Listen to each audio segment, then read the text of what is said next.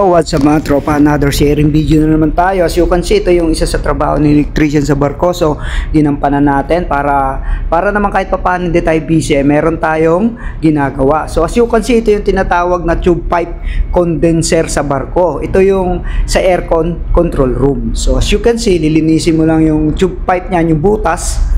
Yan, winelding mo lang yung dulo na meron siyang parang brass na bilog. So madali lang na trabaho yan kung maliit lang yung condenser. So yan, ganyan lang kasimple mga tropa, para malamig palagi sa control room, masarap magtambay. Let's go!